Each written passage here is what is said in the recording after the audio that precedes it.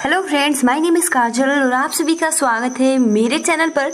और आज के इस वीडियो में हम डिस्कस करने वाले हैं UP DElEd first semester subject science. जैसे कि आप सभी को पता है कि इस क्लासेस की जो टाइम होती है वो शाम के 5 बजे होती है। ठीक है, तो आप अपने फ्रेंड्स मित्रों को शेयर कर दीजिए, वीडियो को लाइक कर दीजिए।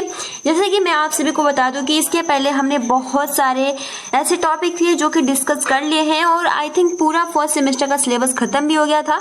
लेकिन एक बारी बिल्कुल शुरुआत से हम डिस्कस कर रहे हैं। तो अगर आपने लेसन 1 का वीडियो नहीं देखा है तो मैंने प्लेलिस्ट बना दिया, आप वहां से जाकर देख सकते हो। तो चलिए फ्रेंड्स शुरू करते हैं। तो देखिए, इस लेसन का नाम है वनस्पति जगत। ठीक, और इसमें अभ्यास प्रश्न के थ्रू डिस्कस करेंगे और इससे बाहर इस लेसन से प्रश्न नहीं पूछे जाएंगे। तो आप बहुत ही अच्छे से इसका प्रिपरेशन कीजिएगा। और जो ये चैप्टर है वनस्पति जगत, ये बहुत ही बड़ा चैप्टर है और बहुत ही महत्वपूर्ण। तो चलिए फ्रेंड शुरू करते हैं। तो सबसे पहले तो देखिए, प्रश्न यही आ सकता है कि प्रश्न है कि निम्न में से आदर्श पौधों की कौन सी श्रेणी है।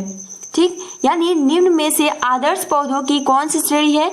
तो मूल तंत्र और प्ररोह तंत्र। अब देखिए, अभी चाहूं तो मैं आप सभी को फिगर के थ्रू भी दिखा सकती हूँ। चलिए फिगर के थ्रू एक बार देख लेते हैं।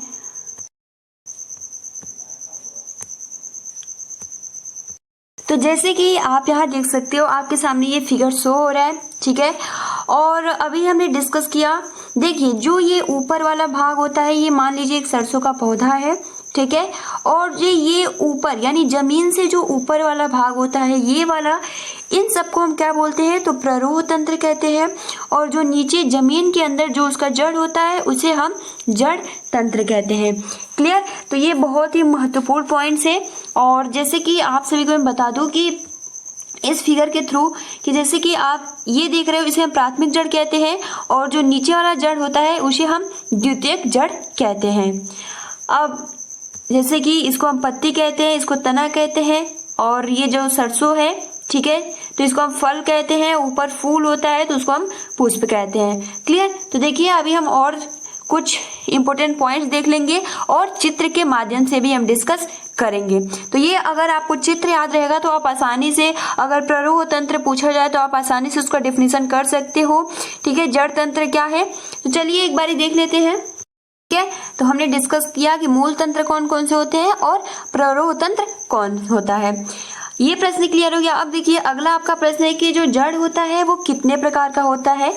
तो जड़ आप सभी को पता है 2 प्रकार का होता है। ठीक है, अपस्थानिक जड़ और मूसला जड़। अगला आपका प्रश्न है कि नया तना कैसा होता है। तो जो नया तना होता है वो हरा, वो मुलायम होता है। जैसे कि अभी हमने फिगर में देखा, तो जब पौधा होता है और उसमें से जब तना निकलता है तो कैसा होता है, हरा होता है और मुलायम होता है। अगला आपका प्रश्न है कि पत्ती के प्रकार हैं। तो पत्ती के मुख्य रूप से 2 प्रकार होते हैं, सरल पत्ती और संयुक्त पत्ती। अगला आपका प्रश्न है कि सुषुप्त पौधा है। तो सुषुप्त पौधा आपका बीज है। ठीक, अब देखिए, यहां से आपका अति लघु उत्तरीय प्रश्न स्टार्ट हो गया। और सबसे पहला प्रश्न यही है कि पत्ती किसे कहते हैं और ये कितने प्रकार की होती है। जो पत्ती होती है वो कितने प्रकार की होती है, किसे कहते हैं, इसके बारे में। और जैसे कि अगर हम इसका डिफिनेशन कहें तो आप कह सकते हो कि तने के बगल से निकलती हुई, अभी चित्र के माध्यम से हम दिखाएंगे, तने के बगल से निकलती हुई चपटी पतली हरे रंग की आकृतियों को पत्तियां कहते हैं। ठीक, जैसे कि अगर अभी मैं फिगर दिखाऊं आप सभी को, तो जैसे कि आप यहाँ देख सकते हो कि ये आपका पत्ती है। ठीक, और जो आपका ये आपका क्या है, ये तना है। ठीक है, और यहाँ से ये निकल रहा है जो, ये इसे हम क्या कहते हैं, तो पत्ती कहते हो। तो यही कह रहा है कि तनों के बगल से निकली हुई पतली चपटी हरी जो होती है उसे हम पत्ती कहते हैं। आपको क्लियर हो गया। अब देखिए, उसके बाद कह रहा है कि पत्तियां जो होती है वो 2 प्रकार की होती है, एक तो सरल पत्ती और दूसरा जो हो जाता है वो होता है संयुक्त पत्ती। सरल पत्ती और संयुक्त पत्ती। अब पत्तियों के रूपांतरण कौन कौन से हैं, तो इस पे आप सभी को क्लियर नहीं दिखेगा, तो मैं थोड़ा क्लियर दिखाने के लिए, जैसे कि आप यहाँ देख सकते हो पत्तियों के रूपांतर कौन कौन से हैं, तो चित्र के माध्यम से और यहाँ पे थोड़ा अच्छे से दिखे इसके लिए आप यहाँ से देख सकते हो। देखिए फ्रेंड्स, ये आपका पत्तियों का रूपांतरण है, ठीक है, और ये बहुत ही महत्वपूर्ण है, आप इसको अच्छे से याद कर लीजिएगा। एक बार जूम कर देती हूँ, ये पत्तियों का रूपांतरण है, ठीक है। आप चाहो तो इसका स्क्रीनशॉट भी ले सकते हो और बस आपको यही याद करना है, ठीक। तो देखिए सबसे पहला तो आपका जो होता है वो होता है पत्ती का प्रतान, ठीक है। इसमें आपका जो एग्जाम्पल आपको अगर याद करना है पत्ती का रूपांतरण, क्योंकि आप सभी को पता है कि जो वनस्पति जगत है इसमें रूपांतरण बहुत ज्यादा होता है और इसको याद करने में थोड़ा डिफिकल्टी आती है, तो इसलिए आपको सिंपल क्या करना है, इसका नाम और एक एक एग्जाम्पल याद कर लेना है। तो इसमें बहुत ही अच्छे से दिया गया है, आप इसको अच्छे से याद कर सकते हो, चार्ट के थ्रू दिया है। तो देखिए सबसे पहला पत्ती के रूपांतरण में आपका आता है पत्ती का प्रतान, ठीक। इसमें जो एग्जाम्पल आता है वो आता है मीठी मटर। दूसरा है वो होता है पर्णशूल, पत्तियां रूपांतरित होकर पर्णशूल में बदल जाती है, उसमें आपका आ जाता है बरबेरी, ठीक। उसके बाद आता है पर्णशल्क, तो पर्णशल्क में आपका रसकस आ जाता है। एक एक एग्जाम्पल याद कर लीजिएगा। पर्णघट, तो पर्णघट में आपका नेफंथनीज आता है। पर्णथैली, तो पर्णथैली में यूट्रिकुलेरिया आती है। पर्णावृंत में बबूल का आता है और पत्रक प्रतान में आपका मटर आ जाता है। तो ये बहुत ही महत्वपूर्ण है फ्रेंड्स, आप इसको अच्छे से याद कर लीजिएगा, ठीक है। आपके कुल 1 2 3 4 5 6 7 पत्तियों का रूपांतरण है, तो आप इसको बहुत ही अच्छे से, क्योंकि बार बार एग्जाम में पूछ देता है कि पर्णघट का एक एग्जाम्पल बताइए, ठीक। तो वो आपका नेफंथनीज हो जाएगा। पर्णशल्क तो रसकस हो जाएगा। पर्णशूल तो बरबेरी। पत्ती का प्रतान यानी मीठी मटर। पर्णथैली तो यूट्रिकुलेरिया। पर्णावृंत तो बबूल और पत्रक प्रतान में मटर आ जाएगा। That's clear. ये अगला आपका प्रश्न है कि मूल तंत्र या जड़ तंत्र का क्या तात्पर्य है, मतलब मूल तंत्र का क्या मतलब है और जड़ तंत्र का क्या मतलब है, ठीक है। तो ये मैंने जल्दी जल्दी में लिखा है, तो थोड़ा आप सभी को क्लियर नहीं दिख रहा होगा, बट आप क्वालिटी बढ़ा सकते हो, 240 पे ही दिखेगा, है ना। तो देखिए मूल तंत्र या जड़ तंत्र, इसको हम जानते हैं, जड़ तंत्र को ही मूल तंत्र कहा जाता है और मूल तंत्र को ही जड़ तंत्र कहा जाता है। तो देखिए पादप अक्ष का अवरोही भाग, अभी जस्ट हमने चित्र में देखा था, ये आपका जो फिगर था, ठीक है, यही आपका मूल तंत्र है या जड़ तंत्र है, और जो ऊपर का है वो प्ररोह तंत्र है। तो देखिए यही कह रहा है पादप अक्ष का अवरोही भाग यानी निचला भाग जो नीचे मृदा के अंदर वृद्धि करता है उसे मूल तंत्र या जड़ तंत्र कहते हैं। अब बताइए एग्जाम में पूछा जाए जड़ तंत्र किसे कहते हैं, तो आपको दिमाग में वो चित्र आ जाएगा और आप आसानी से बता सकते हो। That's clear. अब देखिए बीज अंकुरित होता है तो सबसे पहला अंग जो बनता है वो मूलांकुर बनता है, ठीक है, और मूलांकुर वृद्धि करके प्राथमिक अथवा मुसला जड़ बनाता है।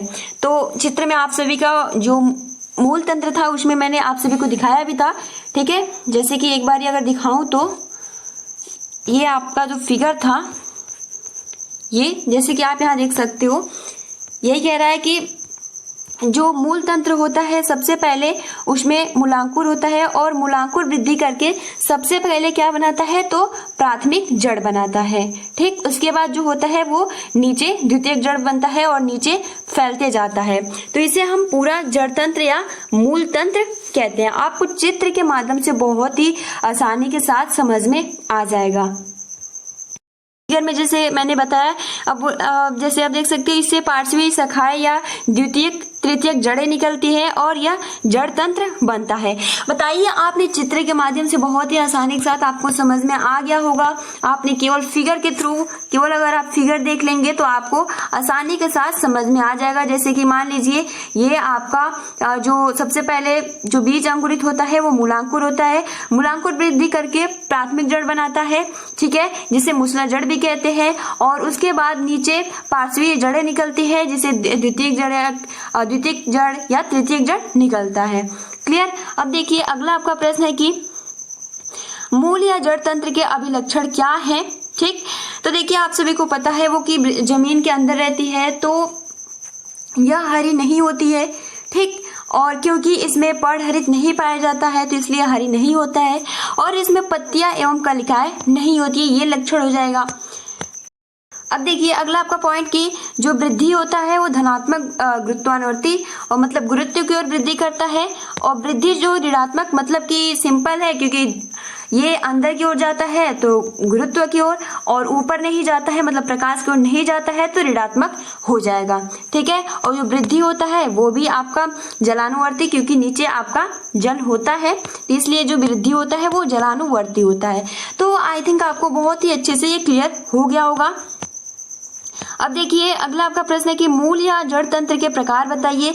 तो मूल या जड़ तंत्र के प्रकार कौन कौन से हैं? तो मूल या जड़ तंत्र के दो प्रकार होते हैं, मूसला जड़ और अपस्थानिक जड़।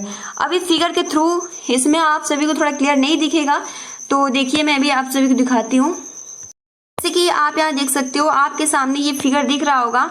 ठीक है, तो इसको हम क्या बोलते हैं? तो इसको जो आपका ये होता है ये मूसला जड़ होता है, और जो ये आपका ये होता है इसे हम झकड़ा जड़ बोलते हैं, जिसे अपस्थानिक जड़ भी कहते हैं। तो जो मूसला जड़ होता है इसकी जो जड़ें निकलती है वो इस तरीके से निकलती है, और जो झकड़ा जड़ होता है मतलब बहुत ही पास पास से निकलता है। तो ये डिफरेंट है, आप चित्र के माध्यम से बहुत ही मतलब आसानी के साथ समझ गए होंगे। और जो आपका ये होता है अपस्थानिक जड़, इसमें मूल गोप पाया जाता है।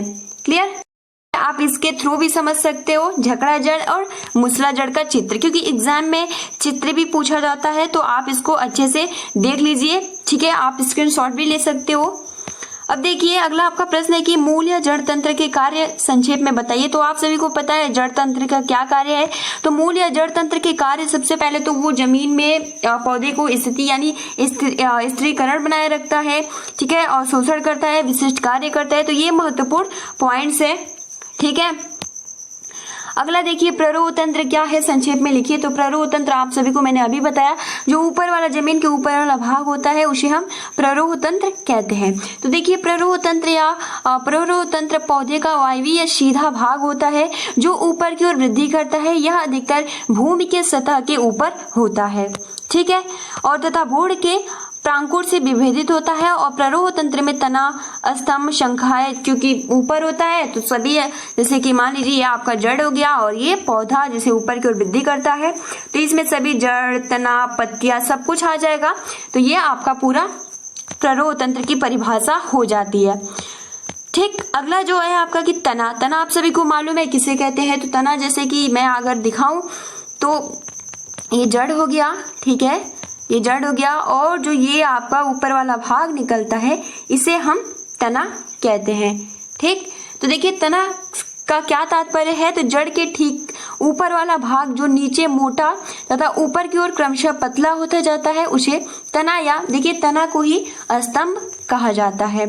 ठीक, तना या स्तंभ यानी जो जड़ के ठीक ऊपर वाला भाग जो नीचे की ओर मोटा होता है, ठीक है, और ऊपर जाते जाते जाते जाते पतला हो जाता है, उसे हम तना कहते हैं। ठीक, और जब वो नया पौधा होता है तो वो कैसा होता है, अभी हमने डिस्कस किया, तो हरा होता है और मुलायम होता है। अब देखिए तना की विशेषताएं क्या है। तो देखिए तने में गांठ होती है जिन्हें हम पर्वसंधि कहते हैं। प्रश्न ऐसा भी पूछा जा सकता है कि पर्वसंधि किसे कहते हैं। तो जो तने में गांठ आपने देखा भी होगा, जो बीच बीच में ऐसे ऐसे गांठ होता है उसे हम क्या बोलते हैं, पर्वसंधि। या फिर पर्वसंधि किसे कहते हैं, तो जो तने में गांठ होता है उसे हम पर्वसंधि कहते हैं। अब देखिए दो पर्वसंधियों के बीच की दूरी, जैसे कि ये एग्जाम्पल के लिए, ठीक है, तो मान लीजिए ये आपका तना हो गया।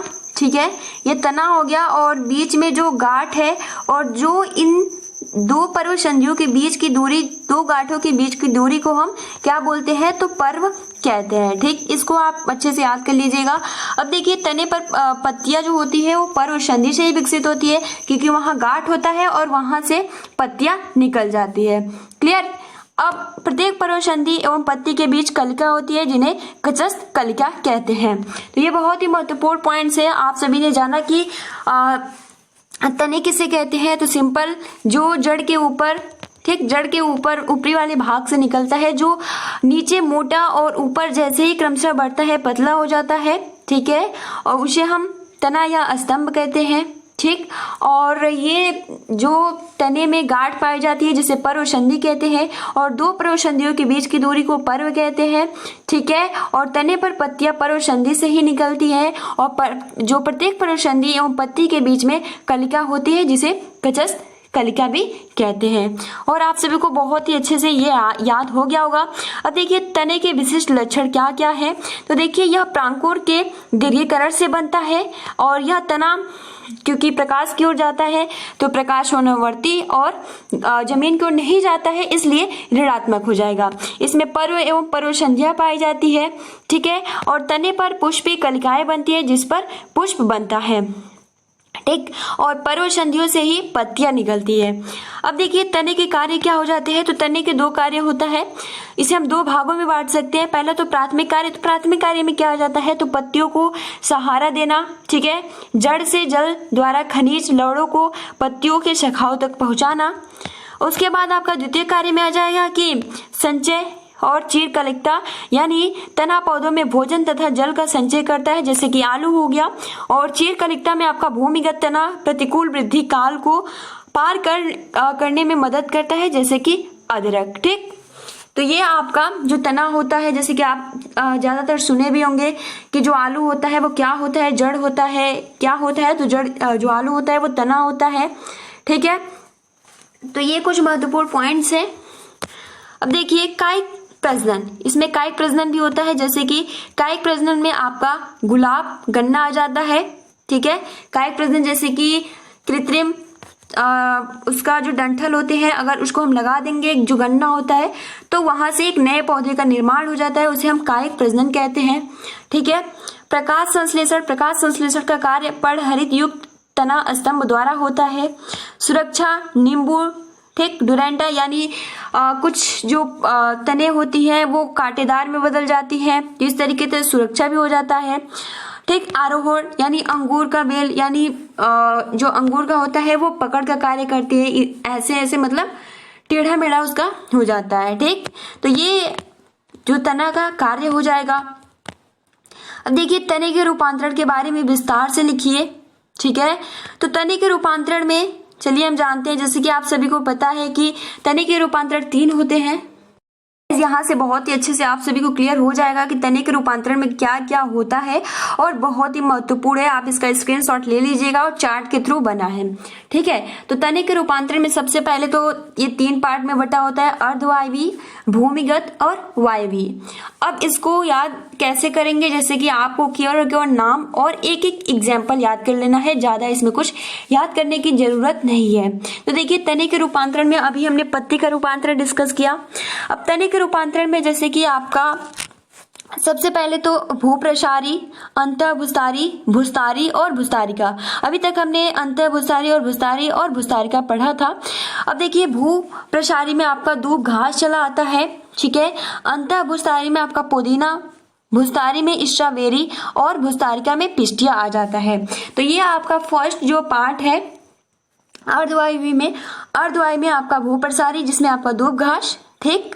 अंतःभूस्तारी में आपका पुदीना, और भूस्तारी में आपका स्ट्रॉबेरी, और भूस्तारिका में पिस्टिया आ जाता है। अब देखिए भूमिगत, तो भूमिगत में आपका सबसे पहले कंद आता है, प्रकंद, घनकंद, सलकंद। तो ये तो बहुत ही इजी है, आप इसको अच्छे से याद कर सकते हो। कंद में आलू आ जाता है, प्रकंद में अदरक आ जाता है, घनकंद में अरवी आ जाता है, और सल्ककंद में प्याज आता है। तो ये बहुत ही ईजी है भूमिगत वाला, आप इसको बहुत ही आसानी से, ज्यादा आपको याद करना है अर्धवायवी और वायवी, ठीक। और लेकिन अक्सर जो पूछा जाता है वो भूमिगत से ही पूछा जाता है, ठीक। उसके बाद देखिए वायवीय में आपका तंतु आ जाता है, एग्जाम्पल के लिए अंगूर। परिणाम पर्व में एस्पेरागस आ जाता है, परिणाम स्तंभ में नागफनी आ जाता है, पर्णकलिका में आपका डायस्कोरिया आ जाता है। अब देखिए ये तो जो आपका लास्ट है, ठीक है, वायवीय। इसमें भी देखिए कंटक जो है इसके 3 पार्ट होते हैं, ठीक है, जिसमें गुलाब, नागफनी ये आ जाता है। तो एग्जाम्पल के लिए था, ठीक है। अब देखिए अगला जो आपका प्रश्न है, देखिए ये आपका प्रश्न है कि पुष्प के अर्थ एवं पुष्प के कार्य के बारे में समझाइए। तो जैसे कि आपके सामने शो हो रहा है, आपको ऐसे ही फिगर बनाना होगा, ठीक है, जिसको मैंने बहुत ही अच्छे से आप सभी को डिस्कस किया था, ठीक। जैसे कि ये जो आपका बीच वाला भाग होता है इसे हम जायांग कहते हैं, ठीक है। और जो ये भाग होता है इसको बाह्य दल कहते हैं, और इस पूरे भाग को हम पुंकेसर कहते हैं, ठीक है। इसको हम वर्तिकाग्र कहते हैं, इसको वर्तिका कहते हैं। आप सभी ने पढ़ा भी होगा, ठीक है। उसके बाद जायांग, अंडाशय, पुष्पासन, ठीक, इसको हम परागकोश कहते हैं, इसको दलपुंज। तो ये बहुत ही अच्छे से डिस्कस किया था। आपको ये चित्र एग्जाम में हो सकता है बनाने के लिए आए, तो आप इसको अच्छे से देख लीजिए, ठीक है। अब इसके बारे में थोड़ा डिस्कस कर लेते हैं कि प्ररोह के अग्र भाग पर अथवा कचस्थ कलिका से विकसित होने वाले पादप शरीर का यह अंग उसका जन्म अंग होता है। पुष्प के विभिन्न अंग पाए जाते हैं, बाह्य दलपुंज, दलपुंज, पुमंग और जायांग। तो ये बार बार एग्जाम में पूछा है पुष्प के कितने भाग हैं, तो पुष्प के 4 भाग हैं, बाह्य दलपुंज, दलपुंज, पुमंग और जायांग। देखिए पुष्प के कार्य, तो पुष्प के कार्य क्या होते हैं, तो पुष्प के बाह्य दलपुंज तथा दलपुंज परागण की क्रिया में सहायक होते हैं, ठीक है। जैसे कि आप सभी को पता है कि परागण किसे कहते हैं, पर परागण किसे कहते हैं, हम नेक्स्ट वीडियो में बहुत ही अच्छे से डिस्कस करेंगे, ठीक है। प्रजनन में आप सभी के जितने भी टॉपिक हैं। उसके बाद पुष्प के अंडक का अंडाशय परिवर्धित होकर फल बनता है जिसमें बीज सुरक्षित रहते हैं। क्लियर, तो ये क्या हो जाते हैं, पुष्प के कार्य हो जाते हैं। बस 2 पॉइंट याद करना है। फर्स्ट यही कि पुष्प के बाह्य दलपुंज तथा दलपुंज जब परागण होता है उस क्रिया में ये सहायक होते हैं, और पुष्प के अंडक तथा अंडक का अंडाशय परिवर्धित होकर फल बनाता है जिसमें बीज सुरक्षित रहता है। अब देखिए अगला आपका प्रश्न है, फल से क्या तात्पर्य है। फल, वास्तविक फल एक परिपक्व अंडाशय है जो निषेचन के उपरांत विकसित होता है और बीजांड बीज में विकसित होता है तथा अंडाशय भित्ति परिपक्व होकर फल की भित्ति बनाता है जिससे फल भित्ति कहते हैं। अगला आपका प्रश्न है कि अपस्थानिक जड़ का रूपांतरण क्या है। तो देखिए अपस्थानिक जड़, ठीक है, जड़ तंत्र का दूसरा पार्ट है। तो जब जड़ मूलांकुर के अतिरिक्त किसी अन्य स्थान से विकसित होता है तो उसे अपस्थानिक जड़ कहते हैं, ठीक है। जैसे कि इसे हम झकड़ा जड़े भी कहते हैं। इसमें आपका एग्जाम्पल जैसे आ जाता है रेशेदार, अभी अच्छे से चार्ट के थ्रू दिखाते हैं। देखिए यहाँ अपस्थानिक जड़, आप इसका स्क्रीनशॉट ले लीजिएगा, ठीक है। तो देखिए भोजन संचयन के लिए और आधार तथा अन्य कार्यों के लिए। तो देखिए सबसे पहले आपका आता है कंदिल मूल, जिसमें आपका शकरकंद आ जाता है, ठीक है। और उसके बाद दूसरा है ग्रंथिल, जिसे हम ग्रंथिमय जड़ें भी कहते हैं, ठीक है। तो आपका ग्रंथिल भी कहते हैं, इसमें मेथी आ जाता है। कंद गुच्छ में आपका सतवार आ जाता है। मणि रूपाकार में आपका करेला आ जाता है। वलयाकार में आपका इपा काक आ जाता है, ठीक। और देखिए जैसे कि आपके सामने सो रहा है आधार तथा अन्य कार्यों के लिए, जैसे कि रेशेदार, ठीक है। रेशेदार में आपका यहाँ पे रेशेदार मूल यानी घास आ जाता है। जटा मूल में आपका मक्का, आरोही मूल में पान, उपरोही मूल में आर्किड की जड़ें, ठीक है। स्तंभ मूल में बरगद, परजीवी में आपका और जैसे कि पड़ित मूल, ठीक है। तो ये कुछ पॉइंट्स हैं जो आपको बहुत ही अच्छे से इसको याद करने होंगे, एक एग्जाम्पल, ठीक है। आप इसका स्क्रीनशॉट ले लीजिएगा, ठीक, या फिर मैं पीडीएफ तो प्रोवाइड कर ही देती हूँ।